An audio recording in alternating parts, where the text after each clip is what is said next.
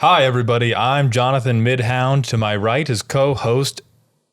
Hi, everybody. I'm Jonathan Maldhound. To my right is co-host. Your name was Kumquat Hyundai for this episode, by the way. I mixed up the order, and my left is my wonderful partner, ZmainCharacter, who is gracing us with their presence yet again. This week, we are talking about house rules, and before I reveal the secret beef that spawned this topic, Veggie, Z, do you two have any strong opinions about house rules in Commander? I do, actually. I, personally, thought we were doing a different topic today. Yes, we are doing a different topic today. Yes. That's the topic for the third episode. And see, that renders all that previous footage unusable, so I get a second chance at Kumquat Hyundai. Oh, I do the snips on this. No! Okay, I'll take it from this week. This week, we are talking about net decking. This is the off-maligned practice of Googling a list, whether it is for a commander or for an archetype. It is a sort of follow-on consequence of using EDHREC to come up with most of your cards, and many commander players tend to have some type of strong opinion about it. Not many people, some people are very vocally negative about it. So before we get into 8 million different tangents that have nothing to do with it, can we do a thumbs up, thumbs down, net decking, yay or nay, make the guest go first? Make the not me go second. Yeah, it's awesome. Great. So for once, a completely unbiased podcast about net decking. Let's go. All right. That's what we offered to do with all three people in universal agreement. But I do think there is some deeper show and tell-esque D&D psyche to the average commander player's brain that makes them take an untoward amount of pride in having come up with the list themselves.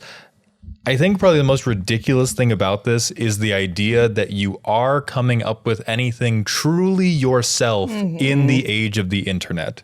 Like, we did not leave you in a cave, and you did not walk out of that cave with exclusively, the perfect +1/+1 counter cards that just, this hardened scales fit so beautifully in your deck. Nobody had come up with it before. And that's a really obvious example. But whether you are watching content creators who recommend cards, whether you asked people at your shop if they had any spicy recommendations, whether you have just played a lot of Magic and seen someone else's deck use that card to great effect, there is almost always a secondary resource that you are drawing your card knowledge from.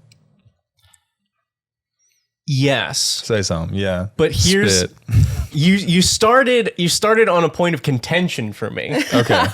Because you're for the most part correct in saying that no, you're not the first person to think of this. Right. You most likely saw it from somewhere, picked it up from somewhere, and even if you didn't, it's been done by me.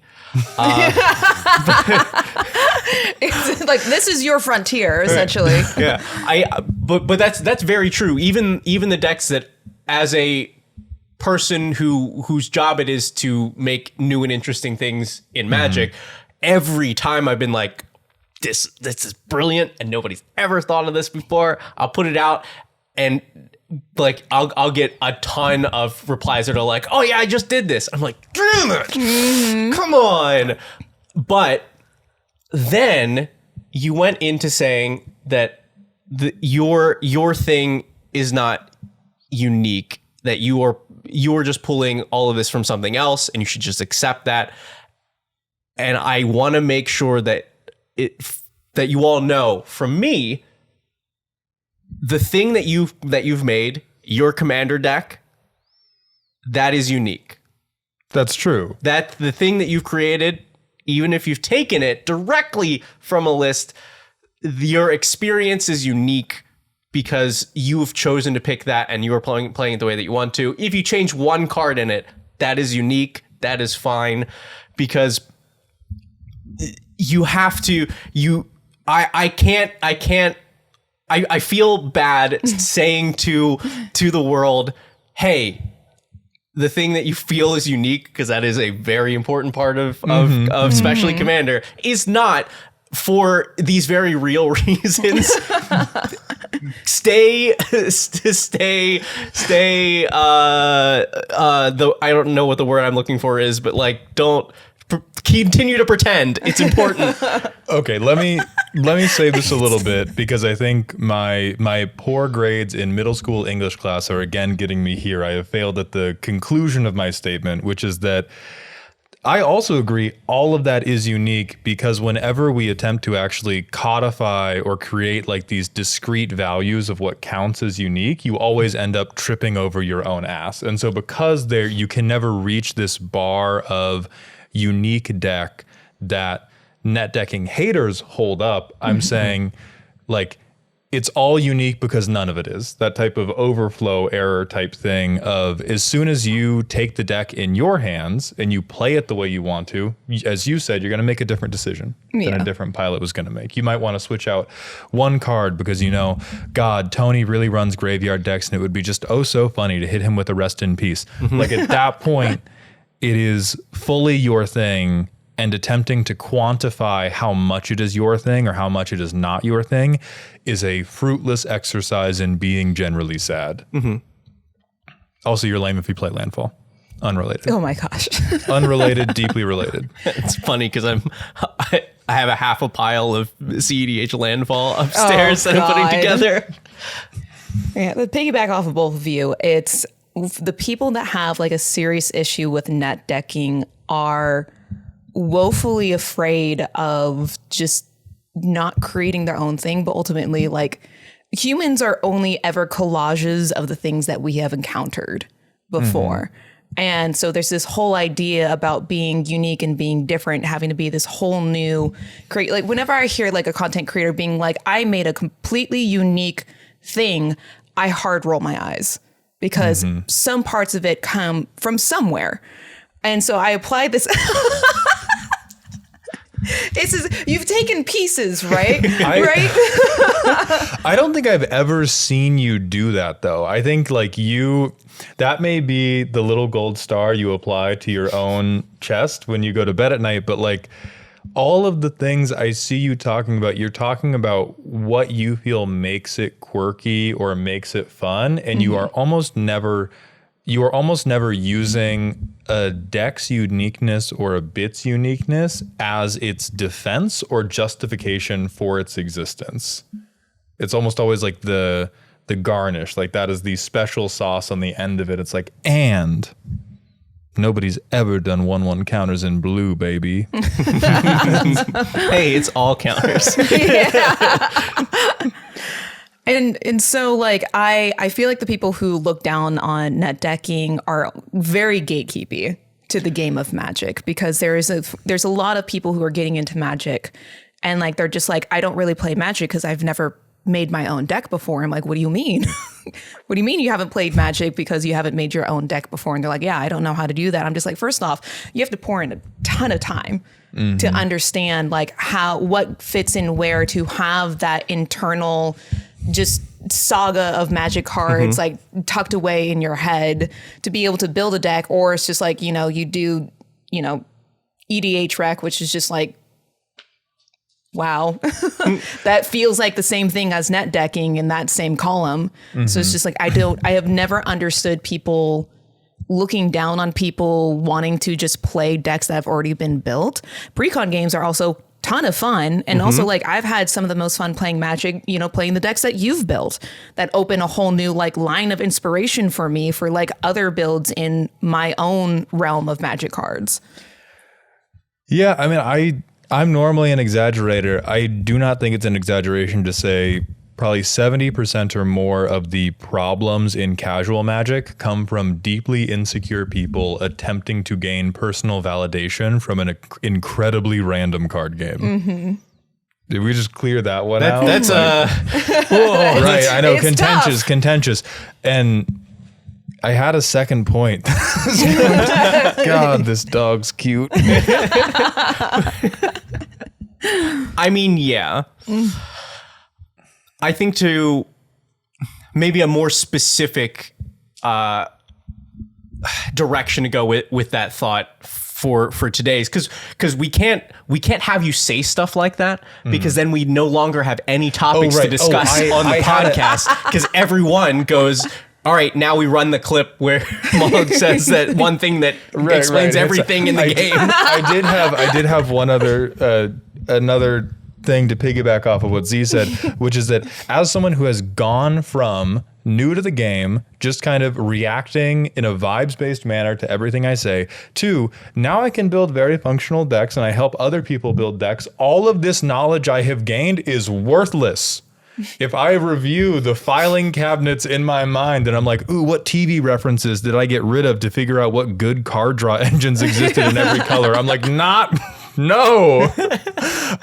It's like, it's an investment that is sometimes fun and is by and large like not a thing that I'm proud of. It's just a thing that's happened to me by looking at so many Magic cards. And you can have so much fun by having imperfect knowledge of what you might draw next. There's a different type of satisfaction that comes from knowing your deck in and out. And I think there's another level of satisfaction to trying to figure it out on the fly. I would liken it to like a RPG versus a roguelike that you've not played before. Like there is a genuine joy to you get a deck that you have on good authority works. You don't know exactly how, but you know kind of how, and you get to kind of find your feet as you go with it. Veggie's never experienced that because he's very smart and plans things very, very deeply. I experience it every time I wake up. So what was that specific slant before I said another just objectively and broadly true thing? God fucking damn it.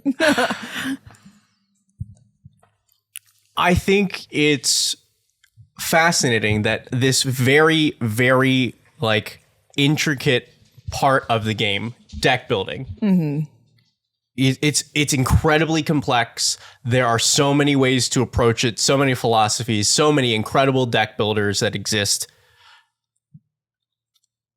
You don't need any of that to play the game. No. None of that. You can have zero deck building like skill whatsoever, and you can be the best Magic player on the planet. And it doesn't matter. It doesn't matter.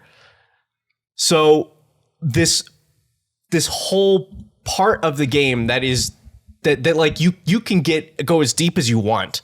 It is maybe the part of the game with the most depth is optional. Totally optional. Well, I feel like we've made it have the most depth because it is one of the few places you can get a strong internal locus of control in a game that is otherwise kind of all about ripping your internal locus of control away from you. Like the arena tooltip will be like, you can't choose what cards you draw. You can only choose how you react to them. And then 6 lands later, you're chewing through your desk. I do like that somebody on Arena's back end was like, oh man, what are we gonna? Everybody's hitting the frowny face every time, and I just don't know what we do about this. And so somebody else goes, I got it. Gaslight them. Yes. I do also, I want to come clean. If you've ever played on Arena and had a really bad game and that little feedback screen has popped up where they said, did you enjoy this game? And there's a frowny face and a smiley face. And you go, why would you even ask? This was obviously the worst play experience ever. It's because I'm on the other side of that screen hitting smiley face. I have a small subset of decks that are just awful, terrible control strategies. And I will play like a 50-minute game where nothing happens. The other person will concede. It'll hit me with the feedback loop. And I'm going, nice. This is true. I'll often hear him just giggling from the restroom that he's been in for at least half an hour. Oh my God, I'm like, babe, I got their only blue land. I'll respond with, are you okay? You've been in there for a while. They're not. But yeah, like deck building is the place where you get to feel really, it's again funny because you have no proof of it at the moment you make that decision in the deck build, but deck building is where you get to go really, really firmly, I have made such a smart and clever decision, and nothing has gone wrong in this moment until I shuffle the deck, at which point everything will go wrong. And so that's why I feel like it's totally genuine and good to take pride even in your deck building. Like it's a thing. You can draw as much positive affirmation as you want from building your own decks and how you build your own decks, but any amount of negative energy towards somebody else for not doing it is just crazy. Yeah. You're kind of like a nudist. Like, it's totally cool. You go to the beach, you have a good time, you be very happy. As soon as you're like, why are you wearing clothes, you crazy man? I don't know, bro. I just wanted to go to the grocery store. Is that okay? Yeah. Well, it's also another thing that I've experienced with net deckers, because like in my like early days of Magic playing with awful people, a lot of them were like, oh, you got this from the internet? Cringe. I promise you, those people also go to the internet for their ideas. But because they've made up this like make believe like rule, they almost get a thrill from getting away with like getting like this small idea, or they'll try to minimize that they got this idea from somewhere, or they'll be like, I watched that 12-hour long GP and got inspiration from that. I watched the entire time. I plagiarized this manually. Yeah, exactly. It's like, no, literally somebody who was against net decking was just like, well, I got mine because I watched the GP. I'm just like, damn, that's crazy. I have a job. So I waited for this deck list to be played over the radio, and I quickly grabbed a cassette tape, and then I started recording. So the beginning of the deck list is cut off, but it's still. I watched this deck get played one card at a time, and I was furiously writing down every single thing. Yeah, and the craziest thing about it is I will have people talk to me who, I don't even think because of one-off interactions, but because of this general snooty energy that can sometimes pervade spaces that are really about deck building. They'll ask me, oh God, oh golly gee, Mr. Maldhound, I really don't want a net deck. Do you have any advice for how to become a better deck builder? And I immediately go, buy net decking. By net, it's like imagine if we expected you to learn math without ever seeing other math. Imagine how crazy that would be if they sat you in math class as like a 6-year-old and they were like, fucking figure it out, dog. Or they're like, make up a new math. Yeah. I haven't seen one before.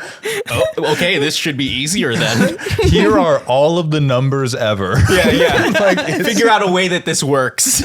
Yeah, like decks that work, and really importantly, playing decks that work make you a better deck builder because they give you a feel for what is good tempo. What is it like to have a response to something my opponent has done? There's something that I want to point out that you said of just like the person asking, oh, geez, Maldhound, how do I not do this? Or do you have any advice? In a way, that's still net decking.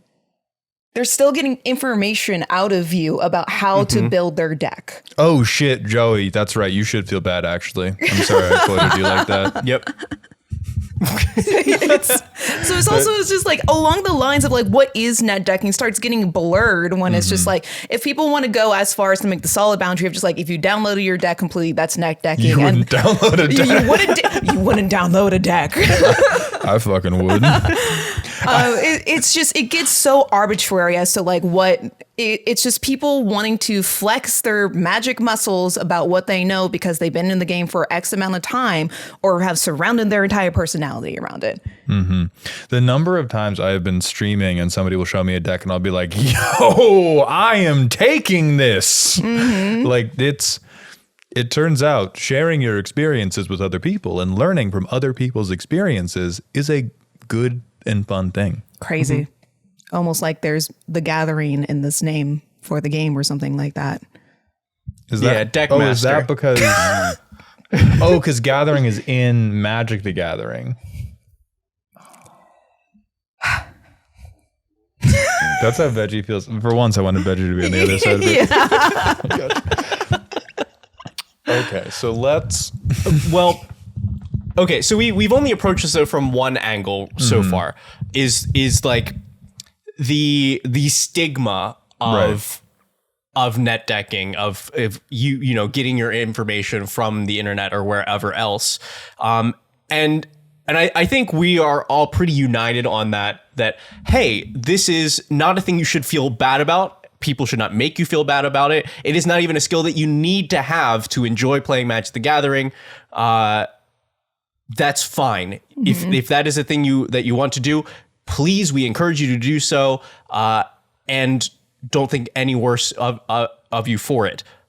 But do you have like opinions on doing that outside of the stigma? I think I do. I have, now that I've been kind for 20 minutes, I can be a real jerk and tell you why you're dumb for net decking. Because I do think I net decked a lot when I was starting out, and I used EDH rec quite a lot. And over time, I've used it less and less and less. And I will say, despite all of the like useless card draw engines and efficient interaction spells I know, all of my favorite cards have come from digging, except for the Buster Sword. That one was printed by Wizards of the Coast and directly put for on me. a billboard for you. But every other card I love, and again, like this is, I don't think this is net digging. We got that. I'm something of a net digger myself.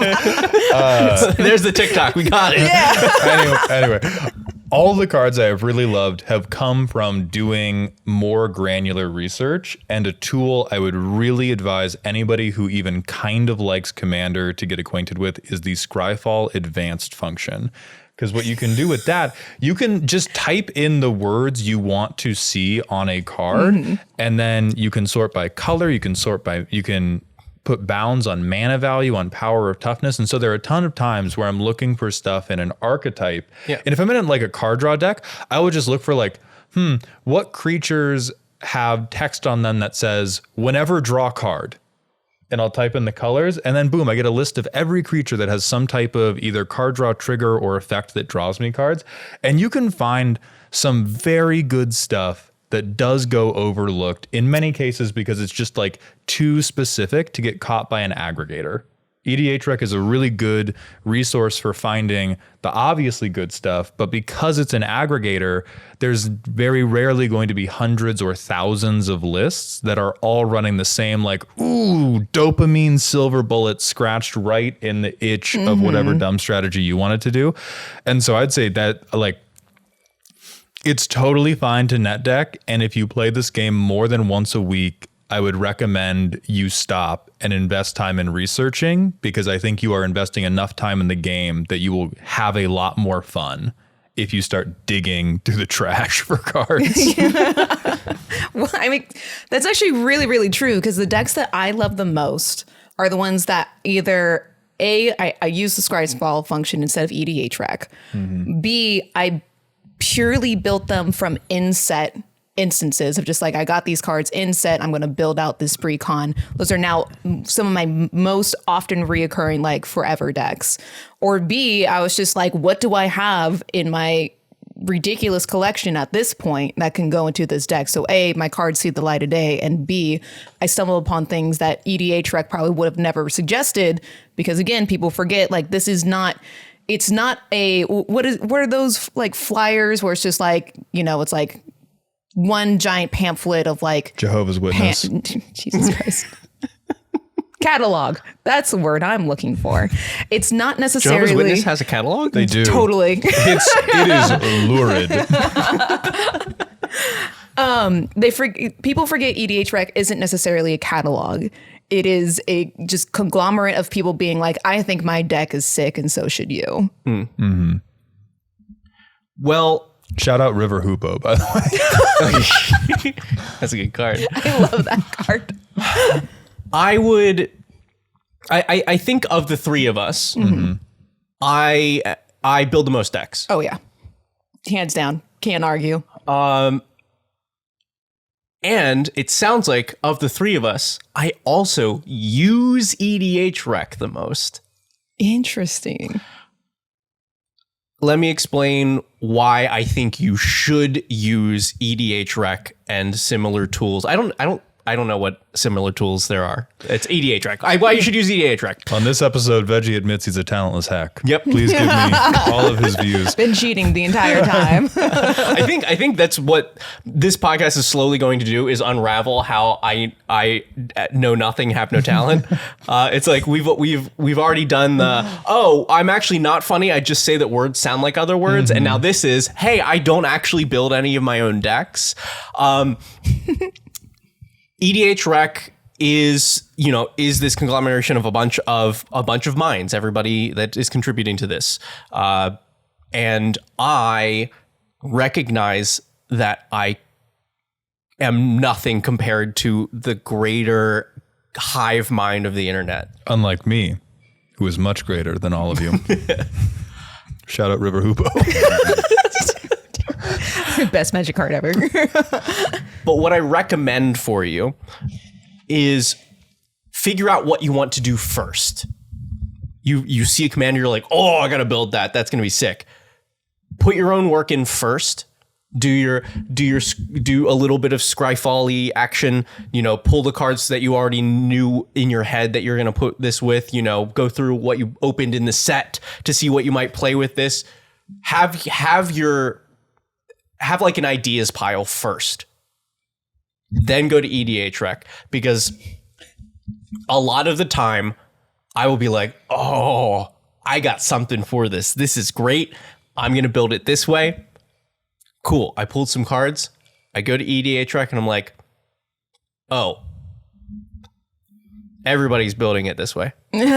Or so that's one. That's one of the options that does happen frequently, where I'm like, oh, this is brilliant. This is so cool.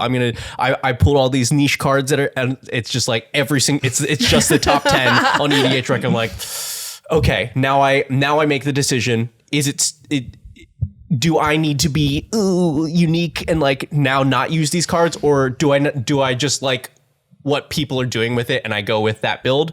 That is a thing that happens frequently. Both options are fine. If you're like, oh, it's more important to me to use less used cards, so now I know. Mm-hmm. Or to be like, I just like what this commander's doing enough, I'm just going to use these cards anyway. Or I will come up with a thing, I'm like, this is great, love it, this is what I'm doing with the commander. I'll go to EDHREC and I'll be like, damn it, people are smarter than me. And they will, the thing that people are doing with it are the thing that I'm doing, but better. Mm-hmm. And then I have the same, like a similar decision. Okay, I can stick with what I'm doing here because it was what I came up with. And that is a worthy reason of building the deck that way. Or I can be like, did I just like the way this interacted with like this mechanic or whatever? Great. I will steal the internet's ideas that are more efficient than mine. And I'm happy with either of those things. Generally, I'll flesh out the deck on my own, but that is because after building, hundreds and hundreds of decks, I can go like, great, and here's my bread and butter. Here's how to make this deck function. Here, I can tune the ramp and removal and whatever else you need at that point. But EDHREC is one of the first things that I will go to when building a new deck, because that information is valuable. I will caveat, every deck I build, I will at least check EDHREC at some point, because even before you call me a faker, out of Mark Rosewater's own mouth, it is not reasonable to try to keep up with every card in this game. There's too much stuff. Much of it is good. And so I will check EDHREC just to make sure, like, oh, is there some crazy useful engine, some very niche thing that the internet at large has found out about that I have simply never seen before. Like, I was looking at somebody's deck earlier today that was a Rakdos Treasures deck with Kellogg. They had all of these very cute things, all of these things that like made extra treasures, synergized with extra treasures, and they didn't have Zorn, which makes you an extra treasure every time you make a treasure. And I asked, like, why didn't you have Zorn in here? And they were like, that's a card. So like, you can do all this research, particularly in Scryfall Advanced. It gets better the more you do it. It's very easy to type in a string where you're like, this catches everything I need, and you've missed like a whole swath of syntax. And so So yeah, I lean on it less and less, but I always go like, hey guys, is there anything fucked up I missed? Yeah. I think the distinction that's important is EDHREC is a really useful tool for information. It is not a deck building guide. Make sure you are not using it in that way. If you're going, great, the top 10 cards from each category, that's a deck. One, you're only gonna have 10 lands, so that won't work. But that's like, don't use it as, okay, I take the best cards from, the top cards from this, and that forms a deck. But the information that it gives you on what people are playing is useful when you make your own deck building decisions. Google has all of the information necessary to understand what is in a combustion engine. But if you Google, how do I build a combustion engine? Do not trust the AI summary. Okay, so we have a clear argument for why, like, the benefits of not net decking. We're so right. Yeah. I really enjoy that. Yeah, there really is no real argument to not net deck in a game that is only ever developed in your psyche through exposure. That's it. And I guess one other facet of this, we've done why net decking is fine. Yeah. And we've done the benefits of the benefits of avoiding net decking and doing your own research. I would like to bring up a very specific benefit of net decking really, really hard. And this is going to overlap with another broad topic in Magic, which is why everyone should learn how to play CEDH and play it just a couple times. It's funny because I was about to make this transition. But I like net decking at the CEDH level, or net decking a CEDH deck is also so helpful in expanding your perspective on how flexible Magic decks can be, and particularly how flexible opening hands can be. Like, I've had friends where when we learn how to play CEDH, you have to go from this perspective of like, what are the constituent parts of a good Magic the Gathering game for me that I think a lot of, like, when you build a casual deck and you're like, oh, I'm clunking around with River Hoopo, you're just not as locked in.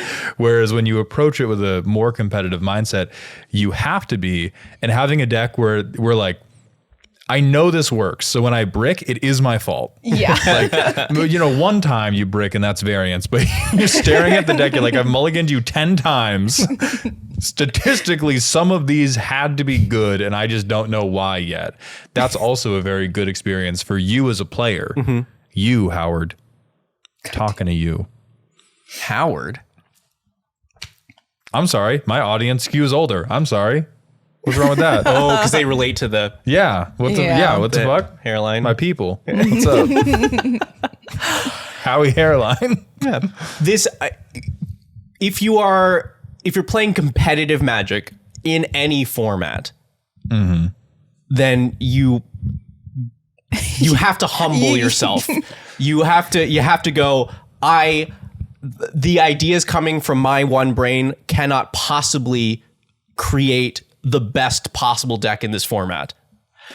If you look at all of the CEDH lists, if you look at all of the standard or any other 60 card constructed lists, those are formed by teams of people, whether it is a literal team of people that are trying to optimize this one list, or it is, hey, this pro put this list together and they did really well in this event. So somebody else took that and reiterated on that. And then like that got into some other Discord and they reiterated on that. And the current form of that deck is most likely the best possible that it can be. You have to recognize that you, Howard, are not going to make that deck better. No. Not one bit. And it's just like whenever new cards come around and like whenever they get revealed, within the first 2 seconds, it is viewed by thousands and thousands of eyeballs and a collective hive mind who all came up with the same answer on how to use that card. Yeah. I will also say, hipster commander deck builders, Elk, I love you. these people make the worst standard decks I've seen in my life. I see so many decks get floated in my Discord that are like, I brewed up this crazy new standard list, and and everybody's just like, dog, this is bad. And they go, but why? Like, name one card that's wrong with it. And they go, we do not have time to break all of this down. Play it. Play it one time. You do get, I wish I remembered the list or even the premise of the list, because I think the issue with it is there's just enough breakaways. There's just enough Tony Starks in caves to convince everybody that they're the next Tony Stark. Because I remember like a Reddit post or something that, or something less terrible than a Reddit post that was like, somebody's deck they had made it to Mythic with, and it looked ridiculous. It was like a color combination that shouldn't have made it. It was like an Abzan mid-range deck that had not heard of Sheoldred. It had not heard of like any of the efficient black removal. Every single thing they described would have been called a fucking pipe dream if you had just said it. But instead they posted it and they were like, I just got to Mythic with a 70% win rate. And that's the trouble, right? Is that like my statement of, hey, you can't improve upon this deck. You aren't the person that is going to make the best possible deck in this format. There are people this does not apply to. Yes. Like, you are different. The subtle nuanced take is actually, odds are you are not that person. You both have to be lucky enough to be focusing on the right things, smart enough to put the thing together, and like just everybody wants to be special, and some people are special. Somebody is Bobby Fischer. Right. Yeah. But you probably aren't. Yeah, it's just like you have to think about the amount of dedication for that as well, to be that person who can identify that thing, to then happen upon the chance for that thing to work. It's just like the CEDH competition that I was in. It was hot Mardu summer. Like, there was Winota was taking things. Well, it was actually just before hot Mardu summer with Daihata taking the field.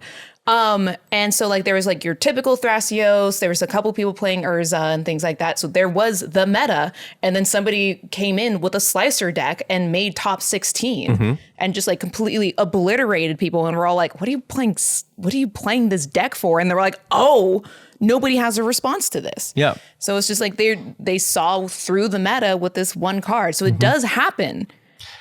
But the thing is the only reason it worked and that it was special was because it is in an identified meta that has holes and tricks in it. That is it. If you're trying to build a special deck in a casual format, that's not going to happen. There's a different tangent that you talking about the CEDH meta reminded me of, which I think connects more to deck building at large, but is often... I think it's often weaponized in a way against people who net deck by being like, oh my God, you missed this hyper niche inclusion that totally changes the level of the deck. And that is that when people talk about deck building in Magic the Gathering, they will speak in a more exaggeratory way than anime power scalers. Like when people are talking about the edits to a deck, they're talking about like fractions of a percent different in win rate. They're talking about like one situation out of thousands of possible realities in which their card selection is better than the card choice you had. And they're like, mine would low diff yours, baby. No fuck. Anime power scalers know what the fuck that means. And it is very, very stupid. And I think that connects back to people that are a little bit insecure, or people who just want to like, it's fun to exaggerate for a bit, will take these very, very minute differences and kind of like, it's like when people make graphs that are bad, like where the y-axis has terrible scaling and totally misrepresents the data. That is how people talk about card choices in Commander deck building. Like if you have 20 lands, whatever, go see a therapist. But for the most part, everybody is dissecting these incredibly, incredibly minor decisions as as if you were like pointing a gun at your dog or your best friend, and it's really not that deep. Is another thing to consider. Yeah, that's especially the lower, like the more casual that you get, the harder that hits. Because I think a good example is like MDFCs. The like optimal choice. 90% of the time, you will play that as a land that hurts you. 90% of the time, you go, ow. And the other 10%, you play it as an inefficient version of the thing that it does. What converted me both on, because I used to not run MDFCs. I used to not run bounce lands. I was like, whatever, don't really care about lands. Not really my thing. I'm more into quirky instants and sorceries. And what converted me was somebody was just like, you're playing casual. These have a non-zero utility chance, especially if you combine them with bounce lands. Like the dream is you have to play an MDFC early as a land, you bounce it back to hand. Now you have a spell, baby. I converted all of my deck's mana bases to that. I have never once done it. Never once happened. Like it's all this shit that's like Mind Palace amazing. Just imagine. Just imagine. You know what has happened? I played a lot of fucking tap lands. That's what's happened. It's like, do you have anything like that? Do you have anything in your decks that you've put in as like, oh, when I get you, Ricky, when I get you with this one synergy, you're gonna see, and then it's just not, and it just doesn't work or ever appear. Well, it's never come up. Like it's just never. Well, it was like, oh, this is actually perfect. What is that 0 cost? Buster Sword. If you free cast it with Key to the Vault, which is the only reason you'd run Key to the Vault. What is that 0 cast artifact that is just like you put it down and then you can exile a graveyard? Oh, Tormod's Crypt? Yes. I was getting ready for my very first CEDH competition. I was going to play Winota, and I'm like, why is nobody running this? Why? Like, I could just blow up somebody's graveyard, and like graveyards are important in this format. Yeah. And so I did. Didn't need it. Surprise. But I was so convinced that I needed it that I started putting it in my other decks as well. I'll give you some credit.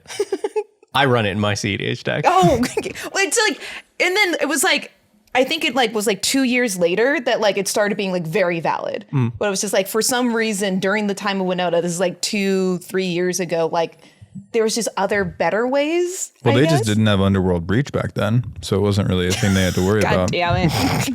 You know, it was going to be a year before Yawgmoth's Will got printed into the format. God damn it. I'm not that old. I am.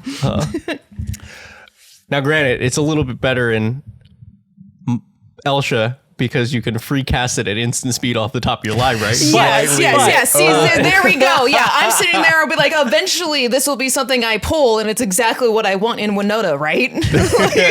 Veggie's not even casting this. You're going, get out of here. And then you're looking for the next thing. Storm count up. Storm count up. Get out of here. Completely missing the point of Winota being like, you guys deal with the problem. I'm just going to sit here. But yeah, like so many Magic decks, and I'm going to, as someone who makes a lot of long form deck videos on YouTube, every long form deck building video on YouTube is just 18 if then statements in a fucking trench coat. Like it is diabolical, the amount of, like, if you could break down the types of iterative loops and if then logic all like Magic content is based upon, and you could put it on a sheet of paper and show it to someone who had taken a high school coding class, they would vomit. Like it is awful. And most of the time you can just pick the funny thing, especially if you like bracket 2. And in bracket 3, which I won't veer too much into deck building, but even in bracket 3 where they're saying like you're making smart choices, I give myself like 10 wacky cards. I give myself 10 cards that I'm just like, just straight goof time. It doesn't have to do a goddamn thing except make me smile. This is why I always include Westfall Abbey in my decks. Shout out River Hoopo. I'll plug my future content that probably won't get made because I'll there's a million other things happening. But one of the things that I really want to do is make a series of long form like deck building, deck tech videos, but optimizing for being able to enjoy the game each time that you play the deck, which I think is a very different thing from what people are doing, which is like, okay, well, here's how you optimize this, or here's how you make, this thing work. And I'm like, okay, but how do you guarantee that I have a good time each time that I play this? Yeah. And that is significantly different. Yeah, so many people want to make the deck function well or like win well, and I'm just like, I'm trying to cast Sphinx Ambassador, man. You do you. I'm trying to hand Sphinx Ambassador a very large sword. Mm-hmm. I learned somewhat recently that I really enjoy playing other people's decks, and I think that is also a point towards steal stuff off the internet. Mm-hmm. If you have a content creator that you like, take their decks. If you have a friend that you like, steal the deck out of their bag. Mm-hmm. I've already done that to you. Yes. Because there's also some extra like there's a lot of fun in discovering a deck. So even if you're just like, don't watch a deck tech, don't look at what the deck can do. Mm-hmm. If you know you like the person, you like the decks that they build, just grab the list, play it, and you get this special experience that people rarely get now, which is, I wonder what this does. Draw 7. Okay, here we go. Yeah. That is literally some of my favorite times ever in Magic. Like, hands down, was just being like, I don't have a deck. You have a deck. Excellent. I'm going to play this. What the heck is this?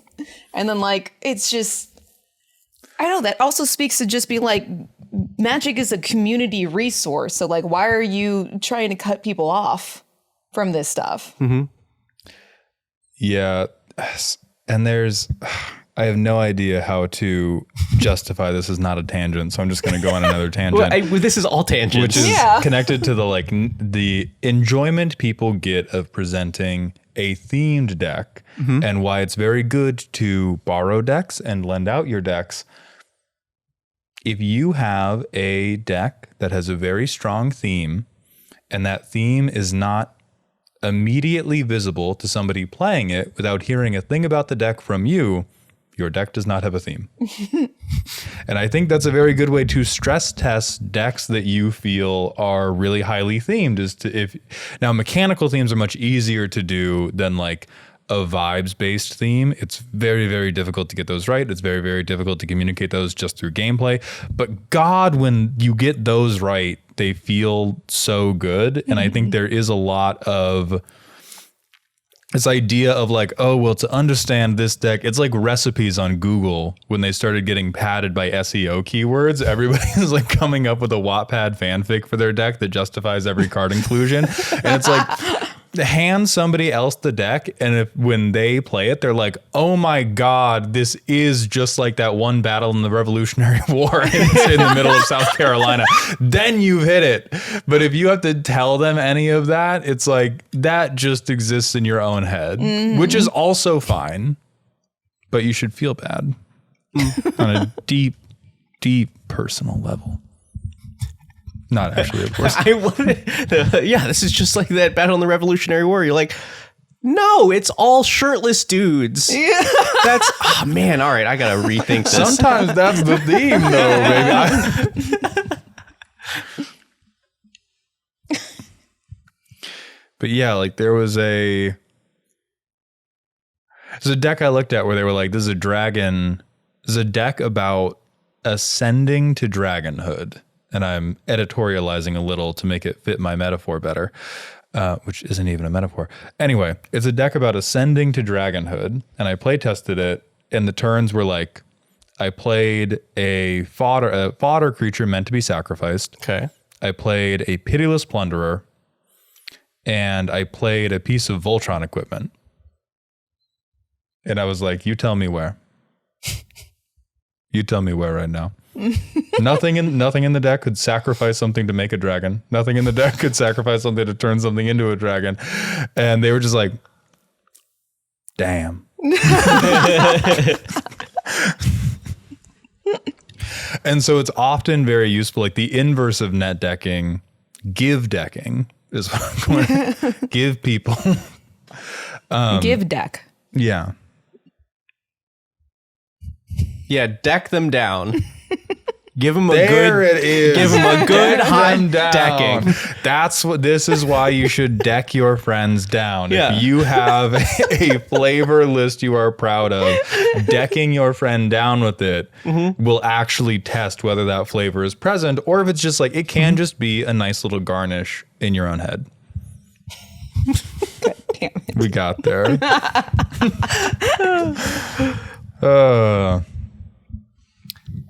Yeah, net decking out, hot decking in.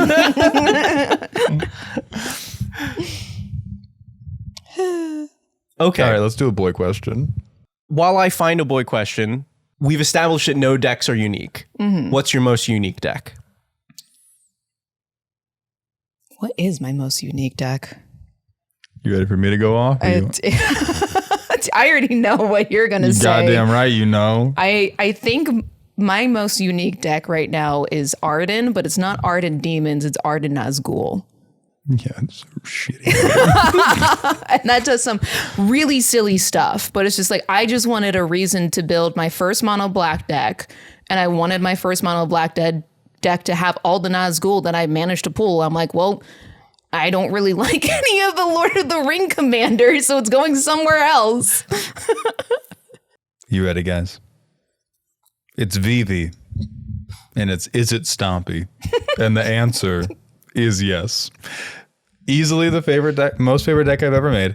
I think this deck, any originality it appears to have is just because it is unstuck in time, and in exactly 1 year, everybody has a deck like this because it's just the more fun way to play Vivi. And I think people had not built one like it, or I had not seen other people build one like it at the time that I built it, only because it attracted so many people who had never played Is It before to be like, oh my God, it's so easy to kill everybody and pick up my whole deck. I get it now. And as someone who had already been deep in that, I was just like, what other dumb stuff can I get up to?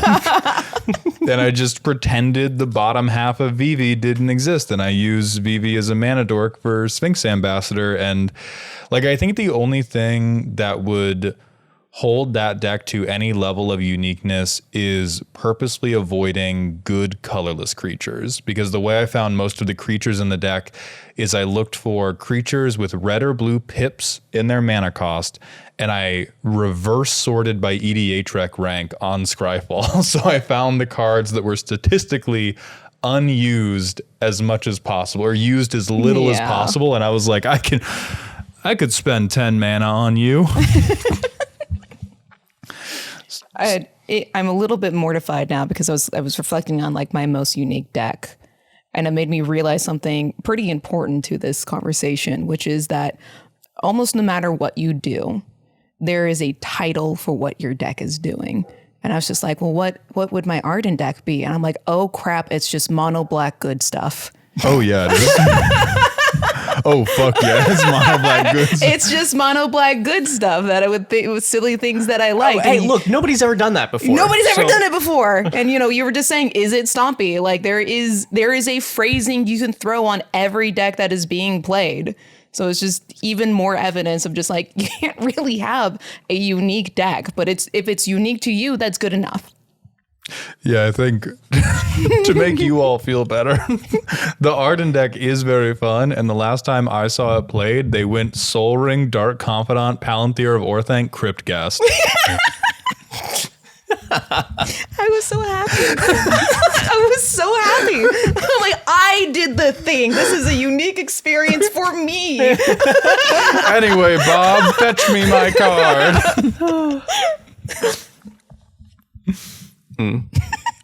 All right. Do you have a boy question for it? What's your most unique what's deck? yours?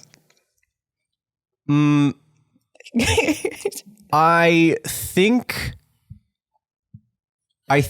the tie is between, I've mentioned this before on some early episodes of the podcast, my quote bracket 1 combo deck, which is Joe Grant from the Doctor Who set and any Is It Doctor that never gets cast. And you're trying to get Joe Grant on the board, resolve a new perspectives with 7 cards in hand so you can cycle the entire deck infinite times thanks to a Shuffle Titan, dealing 1 point of damage every time you cycle through the deck. But the problem is, I already know that deck's not unique because that was one of the ones where I'm like, all right, nobody's ever done this. And then I got a bunch of comments that were like, oh my God, I'm building that deck right now. I'm currently working on this. I'm like, come on. So I think the only one that I have never gotten that comment on is Catilda and Lear, half Slime Against Humanity, half Persistent Petitioners. Oh, so you're an idiot. Yes, I had to make it as terrible as possible, so I know that nobody had done it before. We trained him wrong on purpose as a joke. Yes, that I think is the deck I've gotten the least of those comments. We have a boy question, and I think this one kind of fits for today. This is from the Lingonite 5301. Hashtag boy question. What are some of your personal favorite additional deck building restrictions? Me and my podmate love to challenge ourselves with stuff like this, but we are running dry on ideas. For me, the only deck building restrictions that I have ever drawn long-term fulfillment from have to be one-off artistic visions for the deck before I start building it. Because like my Henzi deck, which is one of my favorites, done good stuff, but holy shit is it good. Like that one doesn't have an artistic vision. It just has an energy of I'm going to hit you with all these hammers. But like there's my into the Mizzet-verse or into the Glizzyverse deck, which is Niv Mizzet, Guild Pack, clone other Niv Mizzets, look in the mirror longingly. There's the Is It Stompy deck, which began as the phrase Vivi goes to Summoner Camp, which tickled me. And building to the restrictions of it has to feel like that all the way through. Like that's amorphous and not super helpful. Those are the only ones that have been any fun. I've tried building to budget. I've tried building to rarity. I've tried building to subsets of cards, and they just feel like homework to me. That was kind of my same thoughts of like applying restrictions only really makes sense if you're doing it as a group project thing. Such as just like, okay, we're all going to build new decks, but it all has to be this or can't have this or can't do that. Like that's what makes it fun. Cause like the times I've seen people have the most fun with Commander is when they do like either a birthday Commander thing or a Christmas Commander thing where everyone builds everybody else's decks. And that is the loudest and most like just hyped up group of people I've ever seen play this game. So it's just like, I don't really enjoy restrictions like all that much. The main restriction that I use is really boring and is honestly a little bit founded in trauma because I used to have like very little like magic resources. I'm like, I have a tiny collection and I can't afford that much else anymore. And now I have a massive collection. And so like I have this whole like feeling of like, I need to make sure most of these cards see the light of day. So like for me, my main restriction is I have to have at least 60% of these cards already. Bare minimum, at least 60. I think I went down from 70 because then at that point they weren't working very well. Because I keep screaming about them. Yeah. I'll see you doing like, stop, build it in Moxfield. What are you doing? You said something that like got the gears turning, and now I really think we have to do this at some point. You said like the only thing that something about building as a group project. Yes. And it was like, what if you built a deck with a group of people, you could not communicate, you could simply add a card and pass it on. And you are aiming to create a good deck. You're not trying to troll. You're like, okay, we cannot talk to each other. I can just put in a card and pass it. And you keep doing it until you have a full 100 cards. And that sounds like a really cool restriction. Well, that now- is I think now I it's want to difficult. do that. Well, we are people that could do that. We're Right. people. Well, now we can't. I'm saying now we can't publish this podcast episode until the YouTube video of us doing that drops, because we're gonna get robbed instantly. Yeah. Literally, no one's ever thought of that before. And if you, in the comment section you say you have, I will call you a liar. I also like that neither of you answer this question. So I did. It has to come to you in a dream. That's the restriction. I have to do it one-handed. So I like building with companions. But you've probably done that if you're looking for more restrictions to add. I think I have enjoyed building on a budget. Budget is really great. You try ultra low budget. That was the original selling point of the Boys Night episode before the cast changed and the vibe significantly changed Before it happened. It was I wanted to build a pot of $10 decks, and that was a really interesting building restriction. Because you really don't have much to work with, and then you are really surprised with what you do have to work with. I was gonna say, didn't you kill it with Zata Storm? Yep. Yeah, that one, ban that one. That's Cinema.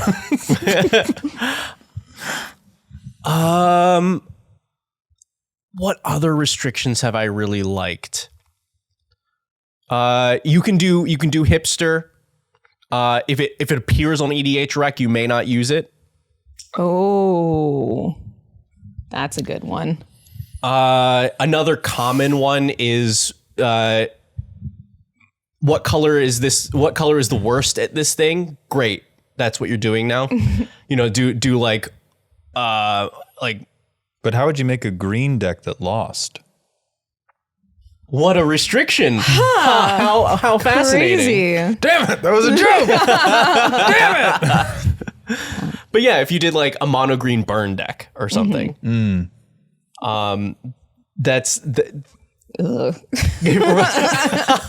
see, I think that's a very valid reaction to that, because I think once you get to the point where you're searching for deck restrictions, you are a very specific niche of Magic enjoyer. Mm-hmm.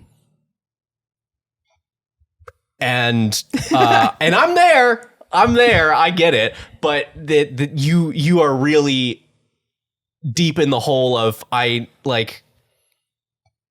don't have a good way to compare this to anything.